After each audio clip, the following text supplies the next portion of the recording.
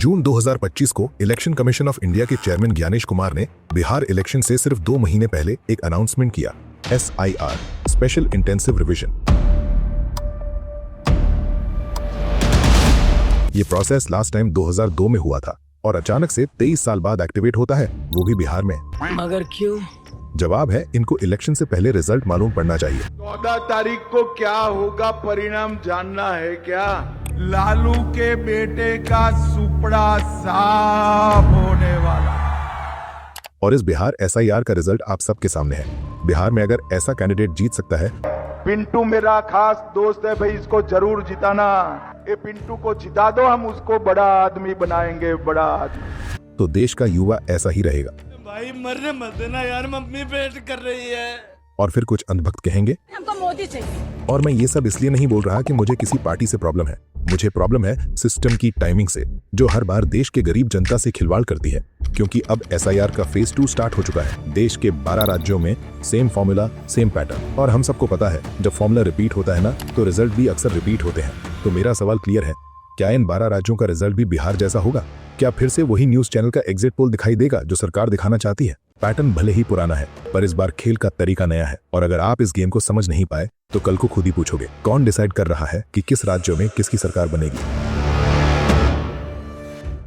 दोस्तों, बिहार में जो खेला हुआ उसके लिए एक आदमी को मैन ऑफ द इलेक्शन देना बहुत जरूरी है, क्योंकि जो चीज मोदी जी 2024 के लोकसभा इलेक्शन में नहीं कर सके, 400 पार, वो इन भाई साहब ने बिहार के इलेक्शन में कर दिया।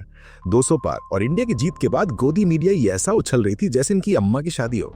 I'm winning my election, congratulations, well done. लेकिन मैं पूरे ऑपोजिशन पार्टी और इस देश के तमाम जनता को एक सवाल छोड़ के जाने वाला हूँ इस वीडियो में। आप chief election commissioner Gyanesh Kumar के बाल तक को हाथ नहीं लगा सकते, भले वो तुम्हारे नाम काटे, पूरे देश में किसी की भी सरकार लाए, आप लोग कुछ नहीं कर सकते। लेकिन क्यों? राहुल गांधी हरियाणा वोट चोरी का हाइड्रोजन बॉम्ब लेके आए,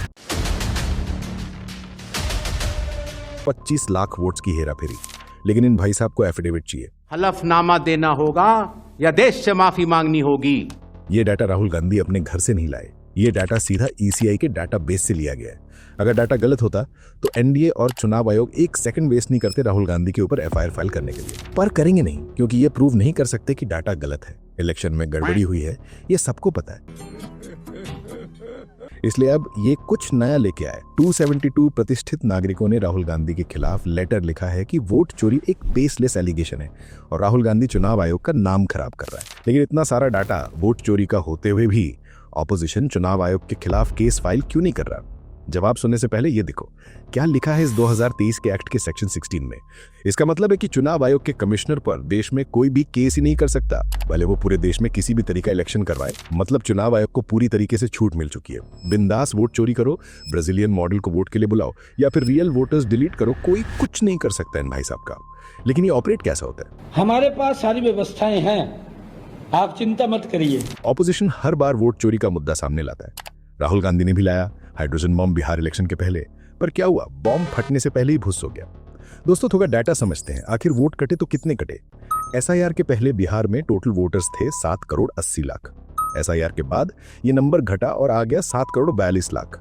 फिर इलेक्शन के जीरो मोमेंट पर 1 अक्टूबर को 3 लाख नए वोटर्स ऐड कर दिए गए। Final tally 7 crore 45 lakh. अब चुनाव आयोग का ऑफिशियल क्लेम है कि हमने 65 लाख डुप्लीकेट और इनवैलिड वोटर्स को क्लीन किया। लेकिन अब ये वोटर्स का मास डिलीशन पूरे इंडिया में होने जा रहा है। देश के 12 राज्यों में SIR का फेज 2 ऑलरेडी रन हो चुका है। बिहार का रिजल्ट देखकर तो ऐसा लग रहा है कि देश अखंड भारत बने या ना बने, पर अखंड NDA भारत तो बन ही जाएगा। लेकिन दोस्तों, देश में एक ऐसा राज्य है जहां बीजेपी का मोदी मैजिक और शाह स्ट्रैटेजी कुछ नहीं चलती, और वो है वेस्ट बंगाल। पिछले 15 साल से मोदी जी बीजेपी का झंडा बंगाल में गाड़ने आए, पर हर बार सामने खड़ी रही एक ही लेडी, ममता बनर्जी दीदी।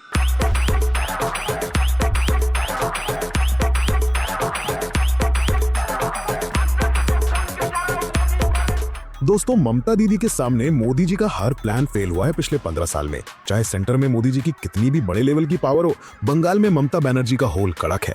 ग्रास रूट से लेके डिस्ट्रिक्ट लेवल तक, ब्यूरोक्रेसी से लेके बूथ वर्कर्स तक, बंगाल का इकोसिस्टम दीदी के हाथ में होता है। लेकिन 2026 का इलेक्शन बंगाल के लिए पहला ऐसा इलेक्शन होगा जहां ममता दीदी के सामने सिर्फ बीजेपी नहीं बल्कि चुनाव आयोग का टैक्टिकल डेटाबेस मॉडल SIR होगा। एक तरफ चुनाव आयोग SIR को हर स्टेट में जोरों शोरों से प्रमोट कर रहा है, कह रहा है कि SIR से वैलिड वोटर लिस्ट पूरे देश को मिलेगी। दूसरी तरफ देश में ऑपोजिशन, स्पेशली महाराष्ट्र, बिहार और हरियाणा के एक्सपीरियंस के बाद एसआईआर के खिलाफ सड़कों पर उतर गया है,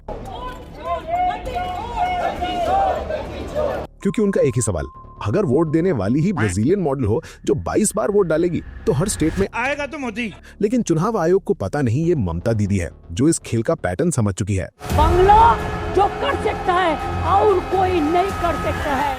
दीदी एसआईआर के खिलाफ अपने पुराने एग्रेसिव स्टाइल में सड़कों पर आ चुकी हैं, क्योंकि दीदी को पता है एनडीए गवर्नमेंट बंगाल में सत्ता पाने के लिए किसी भी हद तक जा सकती है। और बीजेपी नेता शुवेंदु अधिकारी का दावा है कि बंगाल में करीब 1 करोड़ इलीगल वोटर्स के नाम कटेंगे, जो बांग्लादेशी मुस्लिम्स और रोहिंग्याज हैं, जिनको बंगाल में सालों से वोटर टूल बना के इलेक्शन में यूज किया जाता है। इसके अगेंस्ट में ममता दीदी और अभिषेक बनर्जी का क्लियर मैसेज है, अगर एक भी आदमी का लोग नाम बात गया तो बीजेपी का गवर्नमेंट तोड़ के छोड़ेंगे। और बंगाल में वोटर लिस्ट इतनी मैसिव है कि एक छोटा सा चेंज भी इलेक्शन फ्लिप कर सकता है। दोस्तों, बंगाल का वोटर डेटा क्या बोलता है? बंगाल में ऑलमोस्ट 7.6 करोड़ वोटर्स हैं। एसआईआर के तहत चुनाव आयोग में ऑलरेडी 3.96 करोड़ नाम अपलोड कर दिए हैं, जो 2002 के लिस्ट के साथ मैच किए गए हैं। लेकिन बड़ा बवाल यह है कि पट्रस लॉ चेंबर्स के हिसाब से 68% नाम अनमैच्ड कैटेगरी में चले गए हैं, यानी 5.2 करोड़ वोटर्स को हियरिंग में जाना पड़ेगा। सोचो, पूरा बंगाल लाइन में खड़ा है। बूथ का डेटा तो बाद में आएगा, पहले लोगों को प्रूव करना होगा कि हाँ, मैं वोटर हूं।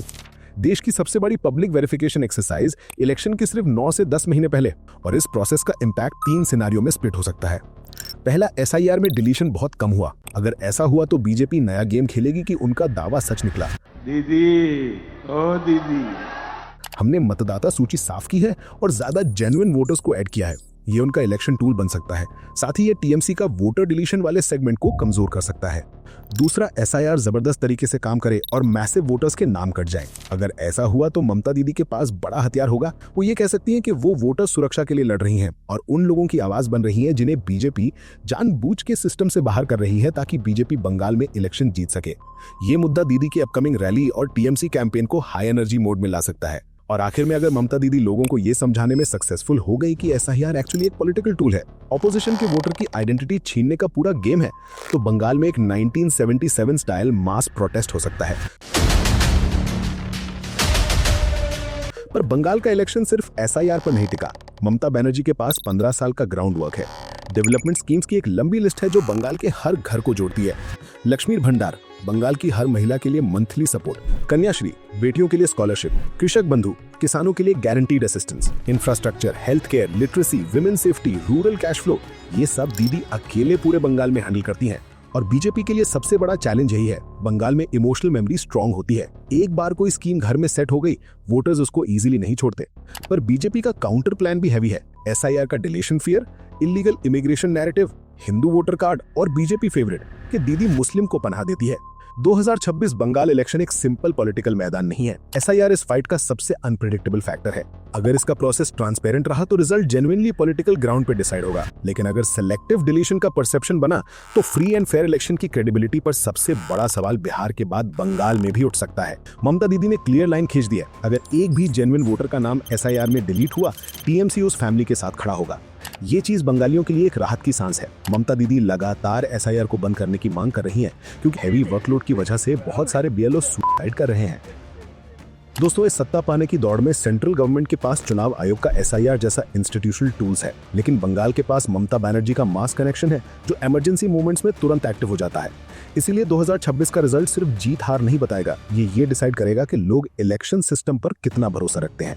धन्यवाद। जय हिंद। इस वीडियो से मैं किसी भी पर्सन या पॉलिटिकल पार्टी को डिफेम नहीं करना चाहता हूं, बस इसे एक एजुकेशन और इन्फॉर्मेशन बेसिस पर पब्लिश कर रहा हूं।